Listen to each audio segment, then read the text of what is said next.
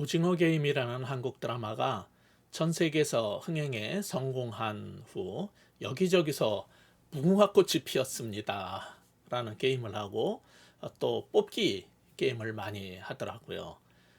그런데 세계 유수의 영화제에서 수상을 하면서 한국 영화의 위상을 높인 영화 기생충은 그런 게임이 아니라 유명 대사를 하나 유행시켰어요. 그것은 송강호가 한 말인데, 아들아, 너는 다 계획이 있구나라는 대사였습니다.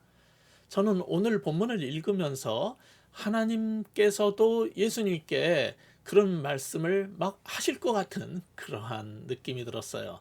과연 그러한지 오늘 본문을 우리 같이 한번 살펴봤으면 좋겠습니다.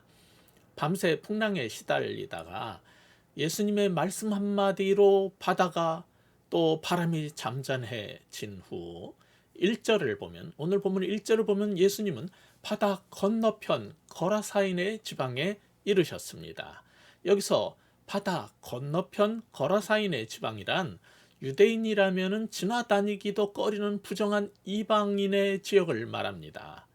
땅만 부정한 게 아니지요. 거기에 사는 사람들도 이방인의 정결 규례에 의하면 부정하기 때문에 접촉을 꺼리는데 예수님께서는 그곳을 찾아가신 겁니다. 그런데 2절에서 보듯이 배에서 예수님께서 나와서 처음 맞닥뜨린 사람은 더 심했어요. 무덤 사이에 거하는 더러운 귀신 들린 사람이라고 성경은 묘사하고 있습니다. 이런 상황을 우리는 갈수록 태산이라고 하던가요? 그런데 그것은 아까도 말씀드린 것처럼 우연한 조우, 그냥 마주침이 아니라 사실은 다 계획이 있었던 일입니다. 주님께서 지난주에 보신 본문 4장 마지막 부분에 보면은 우리 저 바다 건너편으로 가자 그러고 의도적으로 가신 거 아닙니까? 그래서 그 배에서 내리자마자 귀신 들린 사람을 만났고, 오늘 본문이 끝나고 이제 다음 주에 볼 본문의 시작인 21절에 보시면 그와 헤어지자마자 배를 타고 얼른 유대 땅으로 돌아가셨습니다. 그렇기 때문에 오늘 본문에 나온 여러 가지 이런 상황은 성부 하나님께서 보시기에 성자 하나님인 예수님께서 하신 이 일이 굉장히 계획에 의한 일이었기 때문에, 아들아, 너는 다 계획이 있었구나, 이렇게 말씀하시는 것처럼 저는 느껴졌다는 겁니다. 여기 2절을 보시면은 거라사 이 사람에 대한 묘사가 나오는데 귀신 들렸다라고 합니다. 악한 귀신들이 그를 집어삼켰다, 지배했다, 그런 말이지요. 어떤 사람은 그가 무덤가에서 살고 죽은 자를 접촉해서 더러운 귀신이 들렸을 거라고 생각하는데 그렇지 않습니다. 3절에서 보듯 더러운 귀신 들려서 아무도 그를 제어할 수 없었기 때문에 그 사회에서 축출되어서 무덤에서 홀로 살게 된 것으로 보는 게 자연스러운 독해일 것입니다. 이 귀신 들린 사람의 상황은 이미 지적한 것을 포함해서 여러 가지로 아주 상세하게 묘사되고 있어요. 2절부터 3절을 보시면은 이 사람은 무덤 사이에 거처했다고 하는데, 무덤이라고 할 때 우리는 자꾸 무슨 월화의 공동묘지 뭐 이런 식으로 그런 것을 연상하시면은 안 됩니다. 고대 근동 지역에서는 시신을 동굴에 안치했던 그런 풍속이 있었기 때문에 그에 감안해서 보면은 커다란 동굴 안에 여러 시신들이 안치되어 있는데 그 동굴 안에 이 사람이 살고 있었던 것으로 보입니다. 또 3, 4절을 보시면은 그가 쇠사슬에 묶여 있었는데 아마도 악령에 사로잡혀서 비정상적인 그러한 힘으로 위험한 행동을 했기 때문에 그렇게 묶어놓은 것 같습니다. 4절에 보시면은 고랑과 쇠사슬이라는 말이 나오는데, 고랑은 밭고랑 이런 게 아니라 쇠고랑이라는 뜻입니다. 발목 족쇄를 말하고, 쇠사슬은 이 손을 묶어놓는 수갑 같은 것을 뜻할 겁니다. 그런데 그 전에 이미 묶어놨지만은 이제는 아무도 묶어놓을 수가 없었어요. 왜냐하면 그는 쇠고랑을 끊어버리는 초자연적인 힘을 막 발휘를 하고 아무도 제어할 수 없었기 때문입니다. 어떻게 이 사람이 그런 강력한 힘을 가졌는지는 구절을 보면 아실 수 있어요. 그는 내 이름은 군대니 우리가 많음이니이다라고 해요. 여기서 군대라는 말이 이게 헬라어로 레기온이라는 단어인데 여기서 리전이라는 영어 단어가 나온 거죠. 이 레기온은 한 6천 명 정도 되는 오늘날 식으로 말하자면 여단급 부대를 말합니다. 그러니까 이 귀신 들린 사람은 귀신 하나가 들린 게 아니라 굉장히 많은 귀신이 한꺼번에 들려 있던 것으로 보입니다. 여기서 여러분이 알아둬야 할 것은 이 귀신 들림은 초자연적인 힘을 발휘하고 제어가 안 되는 상태라는 거예요. 물론 성령 충만해도 때로 기적의 능력을 발하는데 귀신 들림하고 성령 충만하고의 차이가 뭔지 여러분 아실 수 있겠습니까? 귀신 들림은 성령 충만과 달리 자신의 의지로 이게 통제가 안 돼요. 성도 여러분 가운데도 보면은 방언이나 예언이나 신비한 능력에 취해서 더 큰 영적 능력을 사모하다가 잠시 귀신이 능력을 가지고 들어와서 장악하게 되는 경우가 있어요. 근데 이거를 내가 성령 충만인지 귀신에 사로잡힌 건지를 어떻게 구별하냐 하면은 하나님께서 주신 인간의 이성과 사랑과 성령의 열매와 달리 내가 스스로 자신을 통제할 수가 없고 주어진 그 힘으로 남을 사랑하는 게 아니라 미워하고 악의로 남을 해하게 될 때 이것은 귀신 들렸다라고 보면 정확합니다. 이 사람은 그러면 지금 어떤 모습을 보입니까? 5절을 보시면 밤낮 무덤 사이에서나 산에서나 늘 소리 지르며 돌로 자기의 몸을 해치고 있었더라. 이렇게 5절은 말합니다. 이 구절은 그가 더러운 귀신에 들려서 겪게 된 인간의 가장 비극적인 모습을 지금 묘사하고 있는 겁니다. 여기에 먼저 첫 번째 단어 밤낮이라는 것은 이 사람이 겪고 있는 이 비극적 현실이 끝이 없이 계속되고 있다. 쉴 사이도 없이 계속되고 있다는 걸 보여주는 비참함이고 밤낮 그 다음에 무덤 사이라는 단어가 나오죠. 이것은 죽음으로 가득 찬 그의 인생과 그의 상황을 표현하는 겁니다. 그 다음에는 무덤 사이에서나 산에서나 이것은 또한 이 사람이 귀신 들림으로 말미암아 사회에서 다른 사람으로부터 소외되고 격리되어서 얼마나 외로운 존재인가를 보여주고 있어요. 그 다음에 늘 소리 지르며라는 표현은 그가 정말 너무 고통스럽고 힘들어서 이 폭발하는 그런 것들 그리고 분노 그로 말미암아 한편으로는 도움을 청하는 어떤 간절한 울부짖음이 있었을 것입니다. 그 다음 구절에 뭐라고 돼 있어요? 돌로 자기의 몸을 해치고 있더라. 자해를 하고 있단 말입니다. 그는 정말 더 이상 살 수가 없고 죽고 싶고 죽을 수도 없는 그는 절망 가운데 있었던 거예요. 이 모습은 인간의 존엄성이 어떻게 파괴되고 있는가를 보여줍니다. 하나님의 형상대로 지음받은 인간의 존엄성이 파괴되고 절제가 안 되고 심지어 자기가 자기 자신의 몸을 해치는 것은 인간이 가질 수 있는 최악의 상태입니다. 이게 바로 이 사람이 불쌍한 이 사람이 귀신 들린 결과로서 묘사되고 있는 현실인 겁니다. 이걸 통해서 성경은 우리에게 무엇을 원하고 있을까요? 무엇을 말하고자 하는 걸까요? 첫 번째 교훈입니다.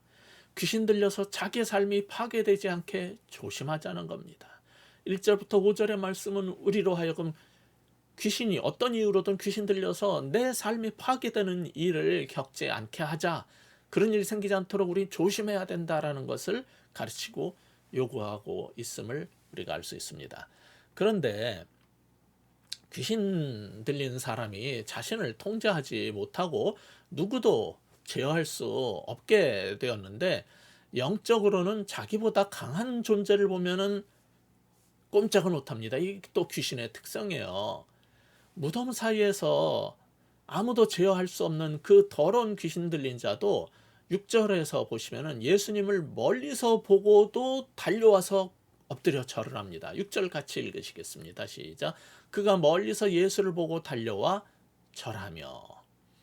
이 장면을 보고 어떤 사람들은 "아 귀신도 예수님을 예배했다." 이렇게 말하는데 그렇게 해석하시면 안 됩니다.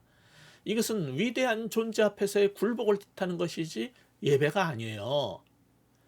얼마 전에 한 대선 후보가 이 하나님 믿는 기독교인들이 많다니까 그 사람이 원래 무당을 찾고 손에 부적처럼 왕자를 새기던 사람인데 성경책을 덜렁덜렁 들고 교회에 와서 머리를 조아렸어요. 그리고 목사의 축복 기도를 받았어요. 이런 거를 예배를 드렸다라고 보시면 안 됩니다. 기독교인들이 예배가 뭔지를 모르고 교회 와 가지고 앉아 있으면 그게 예배라고 생각하는 그런 어리숙한 사람이 있습니까? 이 가운데? 그건 예배가 아니에요. 예배라는 것은 그냥 앉아서 예배 시간에 앉아 있는 거가 아니고 또 그 자리에 앉아서 찬송가를 불렀다가 예배를 드리는 게 아니고 하나님 말씀을 듣고 그 뜻에 따라 살기로 결심해서 순종하면서 나의 가장 귀한 것을 제물로 드릴 뿐 아니라 내 몸과 마음을 드리는 일련의 행위를 예배라고 하는 것입니다. 지금 귀신은 예수님 앞에 엎드려 절을 했는데 그거는 그런 의미에서 예배가 아니라는 겁니다.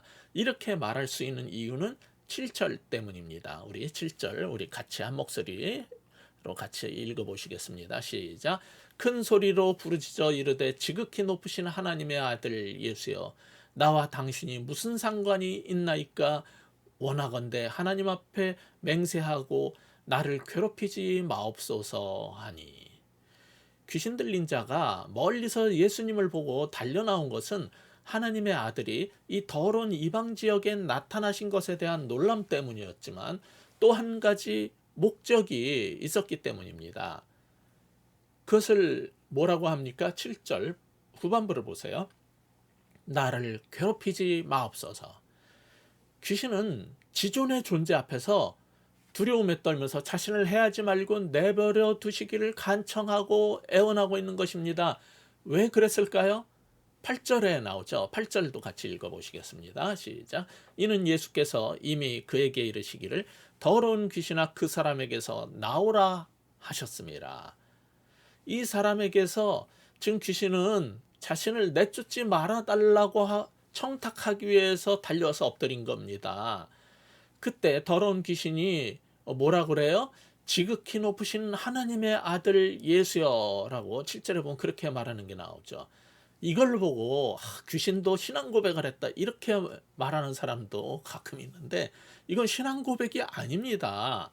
이 귀신은 예수님이 누구인지를 인식했기 때문에 놀라서 그 앞에 부복하고 예수님의 정체가 무엇인지 내가 알기 때문에 당신 앞에 이렇게 엎드리고 간청합니다라고 그 정체를 그냥 선언한 거예요.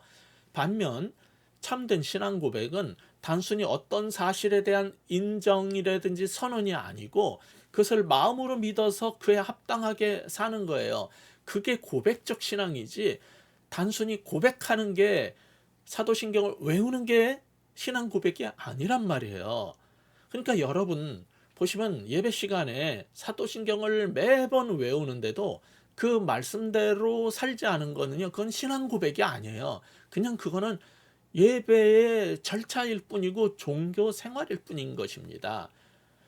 다만 이 귀신이 영적 존재라서 예수님의 정체를 간파하고 당신은 지극히 높으신 하나님의 아들입니다라고 사실을 인정했다라는 것을 여기서 이렇게 마가복음이 밝혀놓는 것은 이 마가복음의 독자들로 하여금 마가복음의 후반부에 예수님이 누구인가가 완전하게 다 계시되기 전부터 지금부터 예수가 누구인지에 대해서 어떤 시각을 가지고 읽어 나가야 할지를 설정해 주는 사전 설정 역할을 하는 것입니다. 아무튼 귀신은 예수님의 정체를 정확하게 언급했지만 그것은 신앙 고백이 아니라 그 다음에 이어지는 말처럼 내가 당신이 누구인지 아니까 제발 제가 부탁드리는 것을 좀 들어주세요라고 청탁을 하려고 한 거예요. 그러면 귀신이 이렇게까지 엎드려 절하면서 정말 원했던 건 무엇일까요? 내 일에 참견 마시고 내가 장악한 영토인 이 사람에게서 나를 나가라고 쫓아내는 일을 안 하겠다고 하나님 앞에 맹세해 달라는 겁니다. 예. 그게 7절의 내용이죠. 그다음에 그런 얘기를 우리가 어떻게 알 수 있냐? 여러분 10절을 한번 같이 읽어 보시겠습니다. 10절에 나와 있습니다. 시작. 자기를 그 지방에서 내보내지 마시기를 간구하더니. 나를 그 지방에서 내보내지 마세요. 이것은 거라사 지역에서 내보내지 말라는 게 아니라, 여기서 지방이라는 것은 어떤 물리적인 지리적 지역이 아니라 공간을 말합니다. 귀신은 영적 존재이기 때문에 이 세상에서 물리적 행사를 위한 거주지로서 사람의 몸이라든지 자신들의 거처 혹은 공간을 원하는 거예요. 그래서 귀신 들림 사람 속에 지금 이대로 자기를 내쫓지 말고 그냥 내버려 두시옵소서 이렇게 간청을 하는 겁니다. 근데 예수님은 왜 오셨어요? 예수님의 오심은 어둠과 귀신과 궁극적으로 사탄의 영역을 빼앗아서 하나님의 영역, 즉 하나님 나라를 확대하기 위해서 오신 겁니다. 귀신은 그것을 싫어했고 두려워했던 것입니다. 그래서 자신이 점거한 이 사람이라는 영역에서 나를 쫓아내지 말아달라고 청탁을 했지만은, 예수님은 귀신과는 어떤 타협도 협상도 하지 않습니다.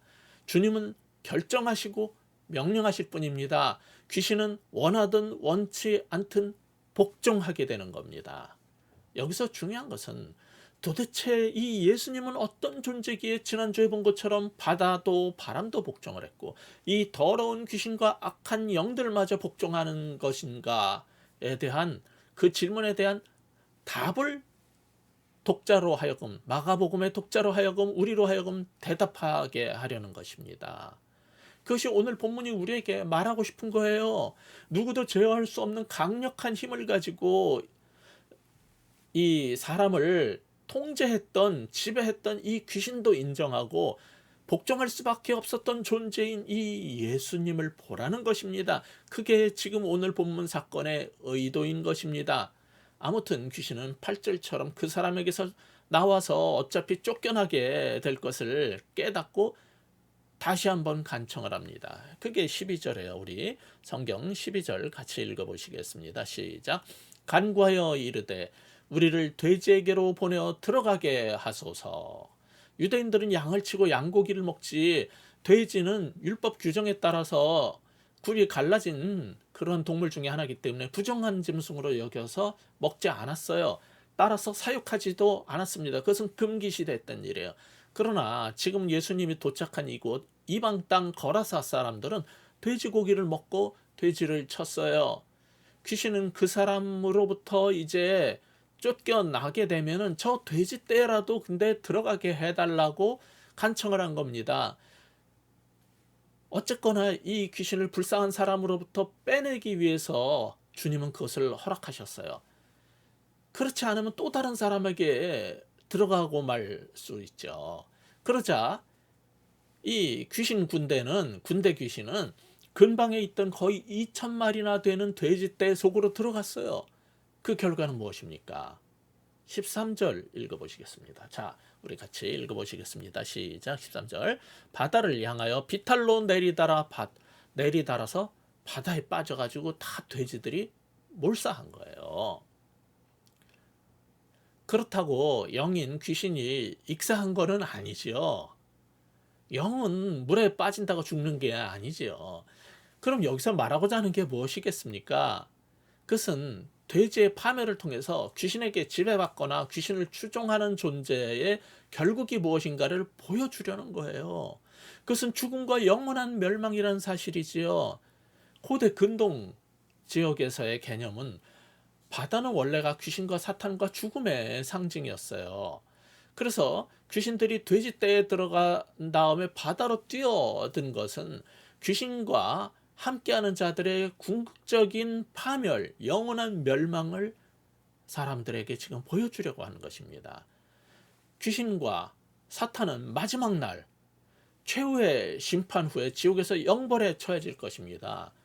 동시에 마귀의 추종자나 그들에게 영혼을 판 자들의 결국 미래가 무엇일지, 즉 영원한 멸망이 될 것이라는 사실을 오늘 이 사건은 우리에게 자명하게 보여주고 있는 것입니다. 따라서 본문의 두 번째 교훈입니다. 귀신 들려 자기 미래가 파멸하지 않게 조심하라는 거예요. 귀신 들리거나 귀신을 추종하는 자들은 모두 이 돼지떼 속에 들어가 가지고 결국은 바닷속에 빠져서 영원히 멸망하는 것처럼, 귀신 들린 사람은 오늘 우리의 삶이 파괴되지 않게 조심하라고 첫 번째 교훈을 말씀드렸어요. 두 번째, 귀신 들린 사람은 미래도 파괴될 거고 영원한 파멸에 빠지게 될 것이니까, 귀신 들려서 첫째, 오늘의 자기 삶이 파괴되지 않게 조심하고, 두 번째, 귀신 들려서 자기의 미래가 영원히 파멸되지 않도록 조심하라는 거예요. 그것이 본문의 두 번째 교훈이란 말이죠. 근데 오늘 이 본문 사건에서 귀신 들린 사람 얘기를 들으면서 어떤 사람은 이 귀신을 자꾸 죽은 자의 혼령처럼 생각하는 사람이 있어요. 이게 한국 사람들의 그 샤머니즘적 생각이죠. 근데 성경은 무덤가에 떠도는 죽은 자의 영이 아니라 이 귀신은 악한 영이라고 말해요. 사탄, 마귀의 영이란 말이에요. 죽은 자의 영혼은요, 우리나라 사람들이 샤머니즘적으로 생각하는 것처럼 구천을 떠돌기에 사구제를 하고 혼령을 위로해서 돌려보내야 하는 게 아니에요. 사람은 죽으면은 그 영은 즉시 천국과 지옥으로 갈려서 최후의 심판날을 기다리면서 격리됩니다. 구약에서는 그 영을 불러내는 것을 악한 일로 금지하고 있고, 죽은 영이 이생과 내세를 왕래하는 것도 불가능한 겁니다. 그거는 다 샤머니즘이고 그건 영화의 얘기예요. 그러면 어떤 사람은 질문이 있을 수 있어요. 그럼 죽은 자의 영으로 점치는 건 뭡니까? 그거는 영적 존재인 이 더러운 귀신이 그 죽은 자의 삶과 죽은 자의 영을 복사해서 흉내를 내면서 사람을 미혹하는 거예요. 그것은 그 사람의 영혼이 아니에요. 중요한 거는 이런 더러운 귀신과 접촉을 하거나 귀신을 찾고 귀신에 사로잡혀서 무덤 속의 삶 같은, 그러한 이 귀신 들려서 무덤가에서 사는 이 사람의 삶 같은 인생을 살면 안 된다는 겁니다. 그런데 이런 설교를 들으면 어떤 사람들은 나는 귀신 들리지도 않았고 귀신에게 내 영혼을 판 적이 없는데요, 이렇게 말하고 싶을 겁니다. 과연 그럴까요?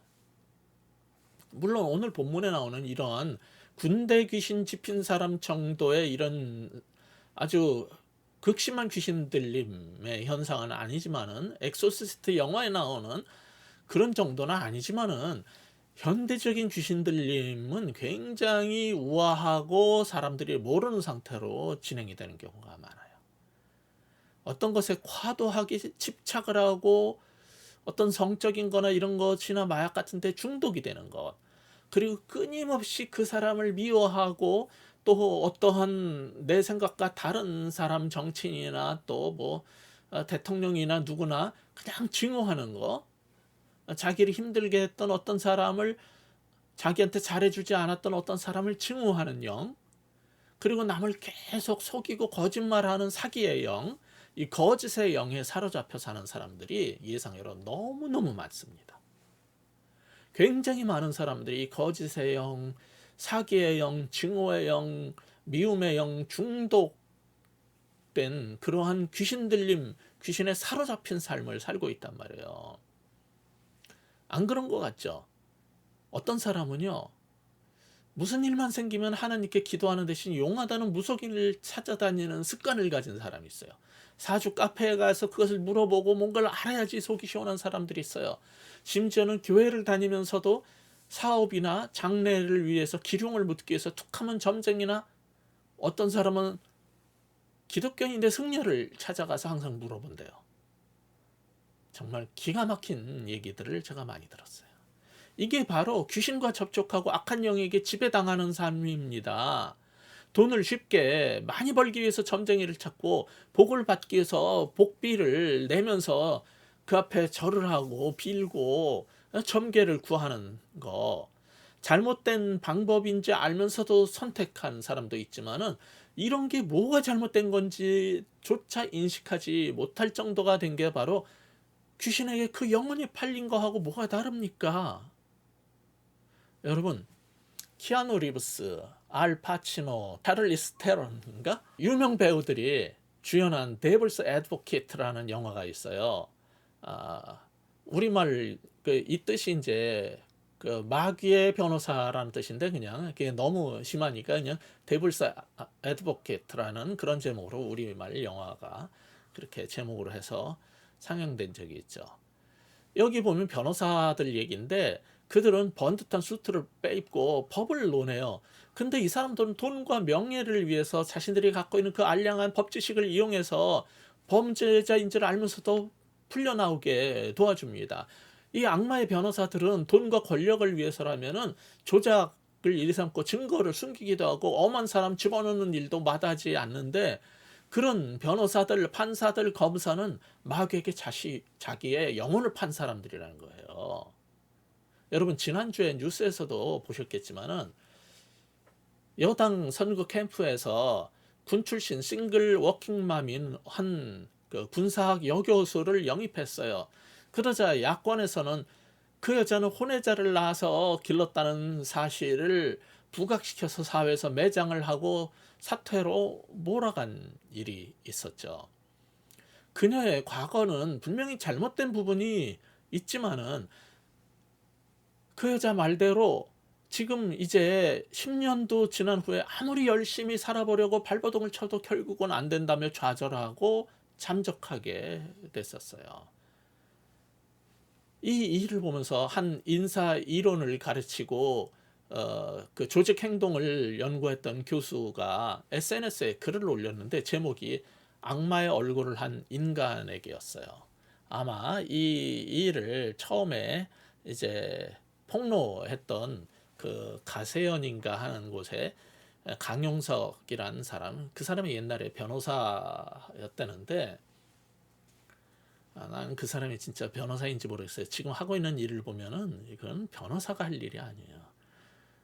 그건 어떤 흥신소 같고 아주 못된 그런 행동을 계속하죠. 자기 자신이 사실은 어떤 유명한 유튜버랑 이렇게 비리를 저지르다가 드러나가지고서 고발당한 일도 있었는데 고소도 당하고 그러니까 남을 이제 비방을 하는 거예요. 그 글을 근데 그 교수가 써놓은 글을 읽어보면 앞에 부분 중략하고 이렇게 됩니다.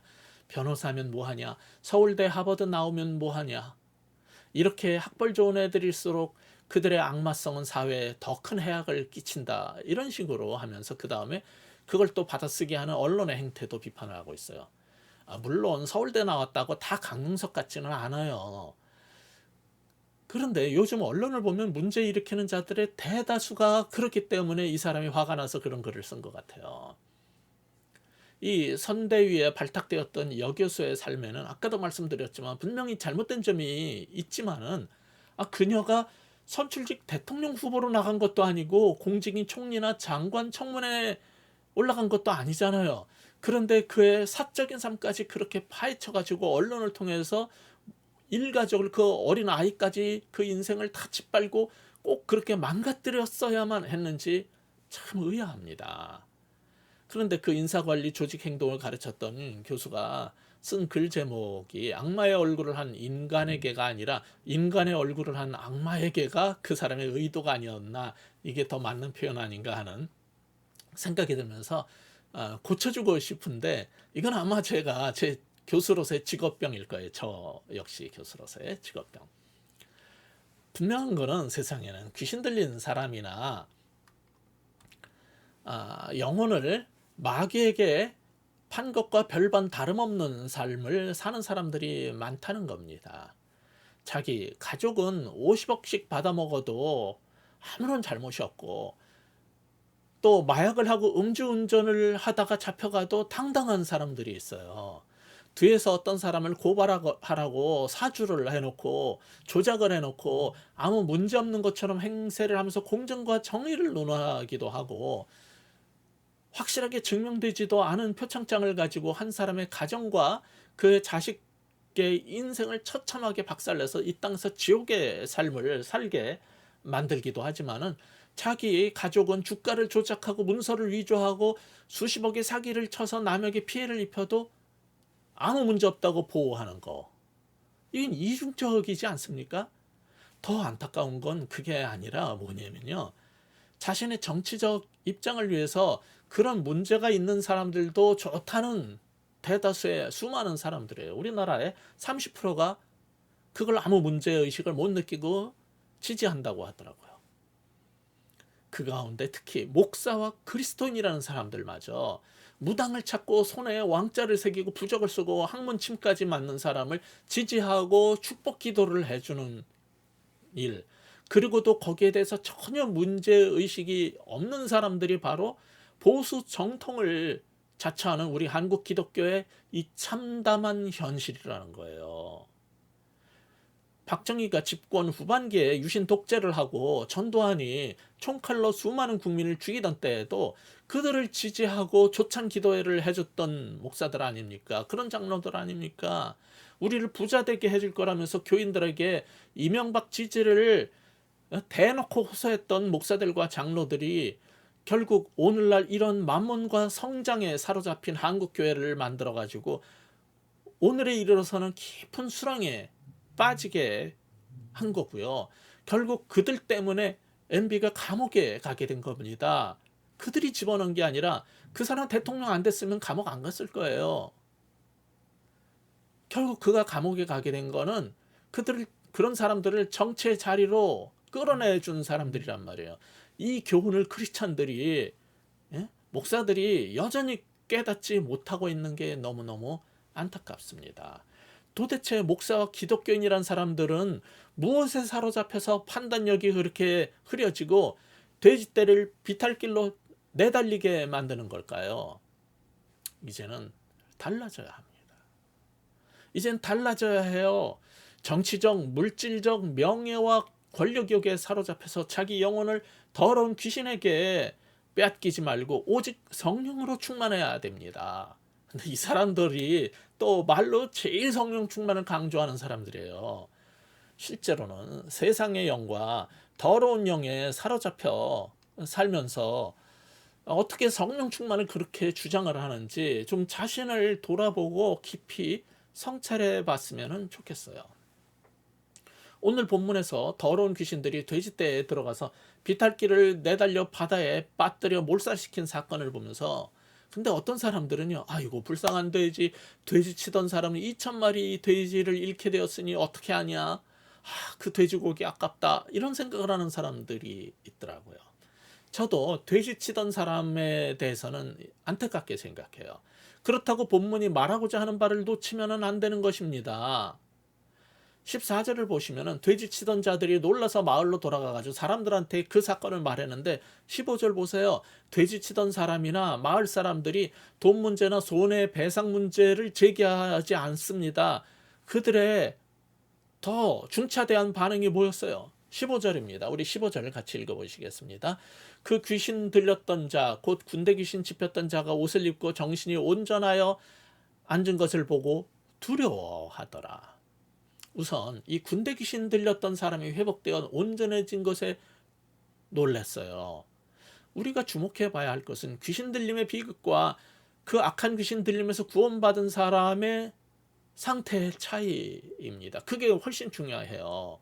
귀신 들렸던 사람이 비록 이방인이지만은 그도 하나님의 형상대로 지음받은 인간이기에 존귀한 존재인데, 귀신 들림으로 그 존엄성이 파괴되었다가 예수님으로 인해서 온전히 회복되었다는 사실, 그 사실을 보세요. 그래서 자기 몸을 자해하고 날뛰고 소리치던 사람이 옷을 이제 온전히 갖춰 입고 정신이 온전하여서 가만히 앉아 있다는 이 대조를 보세요. 성경이 말하는 구원은 죽어서 그 영혼이 천국 가는 것만을 뜻하지 않습니다. 죽음 이후 영혼의 문제는 물론 이 땅에서 더러운 귀신의 억압에 눌려 살던 사람이 영혼뿐만 아니라 몸까지 온전히 회복되어서 이 땅에서 온전하게 사는 것까지를 포함하는 게 구원입니다. 그런데 이처럼 성경적 가치관을 바로 갖지 못한 사람들의 두 번째 반응이 뭐예요? 15절 후반부를 보시면 두려워하더라고 되어 있죠. 여기 15절 후반 보시면 두려워하더라.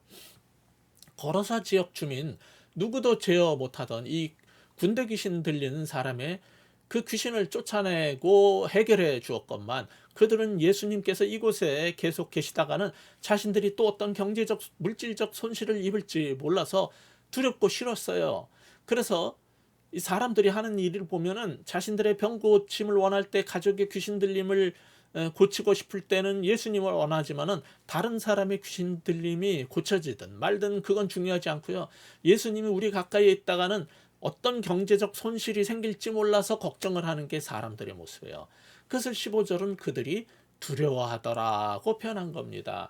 지난주에 말씀드렸듯이 마가복음에서 두려움은 믿음 없음, 불신함과 동의합니다. 그들은 예수로 인해서 또 벌어질지 모를 일에 대한 두려움에 사로잡혔어요. 그래서 나온 반응이 결국 무엇이에요? 17절입니다. 같이 읽어보시겠습니다. 17절 같이 읽겠습니다. 그들이 예수께 그 지방에서 떠나시기를 간구하더라. 무덤가에 살던 군대 귀신 짚었던 사람에게서 귀신을 내보내듯 그들은 예수님을 그 지방에서 내보냈어요. 이게 현실입니다. 사람들은 예수님의 구원과 하나님 나라의 도래보다는 이 땅의 나라에 대한 욕심과 이 땅에서의 성공을 더 원합니다. 그들에게는 구원의 기회보다 물질적, 경제적 손실이 더 큰 문제가 됩니다. 그래서 예수님을 거부하고 멀리하고 떠나가 달라고 부탁하는 겁니다. 나중에 8장 36절에 가시면 예수님께서 사람이 만일 온 천하를 얻고도 자기 목숨을 잃으면 무엇이 유익하리요라고 말씀하셨는데, 한 사람의 몸과 영혼이 구원받는 게 돼지떼의 경제적 가치와는 비교할 수 없이 더 귀하다는 사실을 그들은 모르고 사는 사람들이었던 것입니다. 우리는 다를까요? 우리는 지금 증시와 부동산과 명성과 권력이 우리의 영원한 운명과 한 영혼의 가치보다 더 중요한 것으로 여길 만큼 심각하게 물질화되고 자본화되고 욕망화되어 있습니다.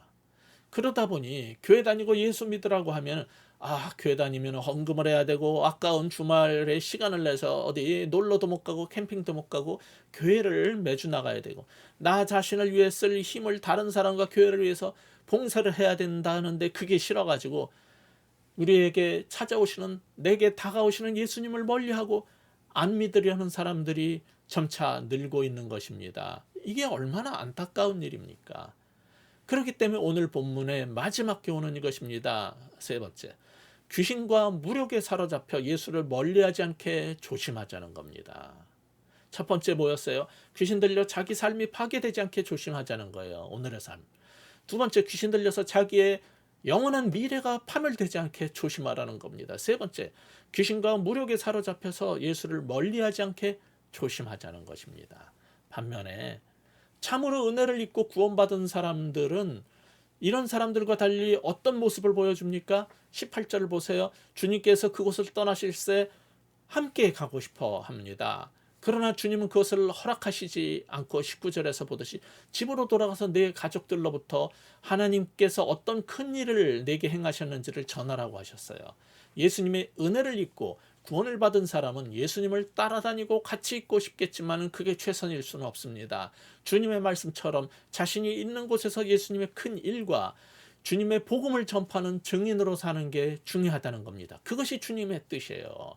그는 20절에서 보듯이 예수께서 하신 그 큰 일을 가족은 물론 데가볼리 사람들에게도 전파하는 일을 하면서 12제자 못지않은 귀한 삶을 살았어요. 데가볼리가 무슨 뜻이냐면 데카는 10개라는 뜻이고 볼리는 폴리스라는 동네라는 도시라는 뜻입니다.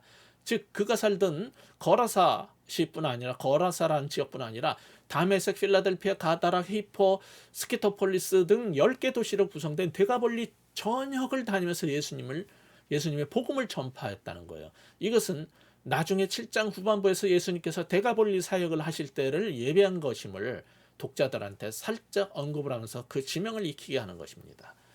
이렇게 해서 오늘 본문은 사건이 시작할 때 2절에서 배에서 나오심에 곧 더러운 귀신 들린 사람을 만났다. 이렇게 시작됐는데 끝에서 18절에서 예수께서 배에 오르실 때는 구원받은 사람의 모습이 대조되고 사명과 파송으로 끝난 것입니다. 우리는 지난주에 바람과 파도 같은 자연도 순종하는 예수님에 대해서 살펴보았고 오늘 본문을 통해서 귀신도 순종하는 예수가 과연 누구인지 이제 알게 되었습니다. 그렇다면 그 지극히 높으신 하나님의 아들 메시아 예수님을 증거하는 전도자들 다 되었으면 좋겠습니다. 이거야말로 무덤 사이에서의 삶에서 옥토 같은 삶으로의 변화된 삶이기 때문인 것입니다. 우리 모두 그런 사람 되시기를 우리 주 예수 그리스도 이름으로 축복합니다. 기도하시겠습니다. 하나님, 우리는 이 거라사에 군대 귀신 집혔던 사람과 분명히 다르다라고 말하고 싶겠지만은, 분명히 차이는 있지만은 여전히 우리도 그 더러운 귀신의 영에 사로잡혀 사는 모습은 없는지 돌아보게 하여 주옵소서. 가장 심각하고 가장 정말 사람이 통제할 수 없고 가장 악한 영, 그 귀신도 예수님을 보자마자 그 앞에 꿇어 엎드리고 절할 수밖에 없는 예수 그리스도가 과연 누구인가를 우리가 오늘 이 시간 깨닫고 그분을 영접하고 예수님을 믿고 살아가는 우리들 다 되게 하여 주옵소서. 주님 사랑하기 때문에 함께하고 싶고 영원히 같이 지내고 싶지만은, 내가 있는 곳에서 하나님께서 내게 하신 큰 일을, 예수가 누구인가를 사람들에게 전파하라고 명하시고 떠나신 예수님의 그 명령처럼 우리도 우리 있는 곳에서 주님을 증거할 수 있는 모든 선한 증인들 다 될 수 있도록 축복하여 주옵소서. 예수 그리스도 이름으로 간절히 기도하옵나이다. 아멘.